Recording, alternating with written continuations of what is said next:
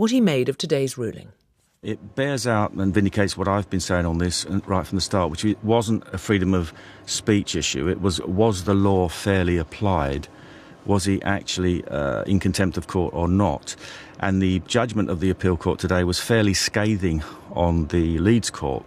They said that, he'd removed the video, there wasn't sufficient cause to justify immediate proceedings, they should have adjourned the case to consider it. There were no particulars of the contempt itself that had supposedly been formulated. There was no clarity about what he'd admitted or hadn't admitted. And there was no clarity on the basis of which he was being sentenced. So I think that he was railroaded into jail.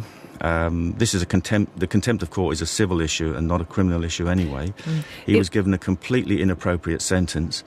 And he spent 2.5 months in solitary confinement with his life in danger from the Islamic gangs who now run many of our prisons. It will, though, be reheard. It was quashed on a technicality. The Attorney General has to make a decision about whether it will be reheard or not, and I think it was a bit more than a technicality. As I said, it was railroaded through.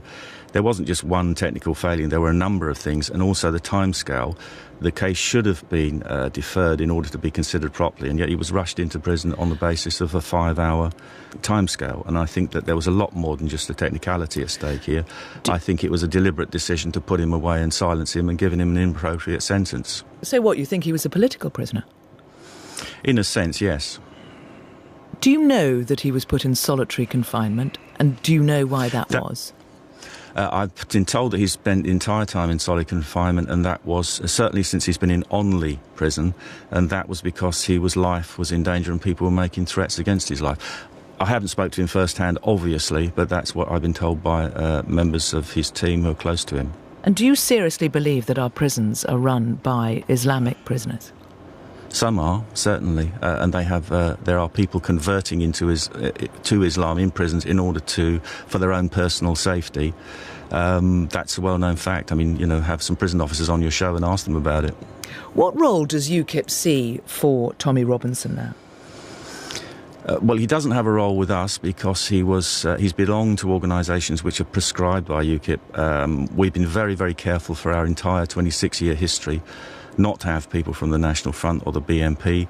He had a brief liaison with the BNP many years ago, which he says was a mistake, but we have to be very strict on that. And yet you are a huge admirer of him. You've said you've likened him to the suffragettes and Gandhi and Nelson Mandela. They are all now looked on as national and international heroes. Well, what I've said, I didn't make a literal comparison. I said there are people in the past who have broken the criminal law who are now looked on as heroes. Nelson Mandela, for example, was a terrorist who plotted to kill people, and now he's an international hero. Well, Tommy Robinson was never in that league. His crimes are very minor compared to that. Is he more of a saint than Mandela? I don't think either of them are saints. I think that Tommy Robinson is a small fry compared to terrorism and plotting to murder people. It's a very strange thing that you are clearly a very big fan of his, and yet you won't have him in UKIP. I'm not a very big fan of his. I've always had qualified support for him, and I've met him and we've discussed this, and I think that he is often rash and reckless, but if he wasn't, then he wouldn't be the man that he is, and he wouldn't have the courage to do the things that he's done.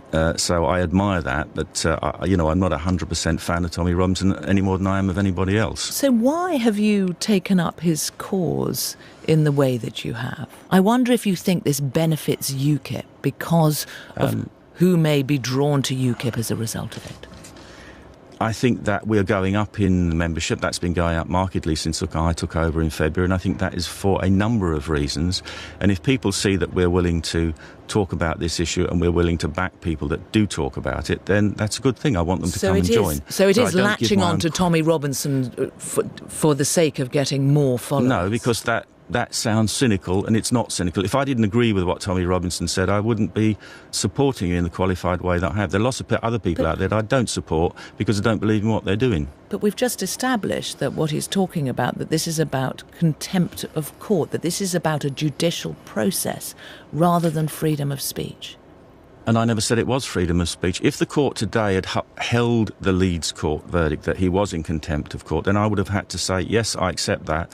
That's the decision of the law, and he was wrong to do it. But they haven't done that. They've quashed it, and they haven't said that he was in contempt of court. Now they say that they've it may put it be off till a retried. later date. They've basically put it off till a later date, and they've told him to steer clear of Leeds court. So I wonder the purpose of your support. It does look cynical. Well, it may do to you, Sarah, but it doesn't look like that to millions of people who are observing what's going on in the country and seeing that UKIP is prepared to support Tommy to a certain extent in that he is saying and doing the right thing. So I think a lot of people won't see it that way. But not enough to have him in your party? He belonged to an organisation that was prescribed, and we are not going to change the rules. OK, so you don't want him in the party, but you want the votes of those who would support him?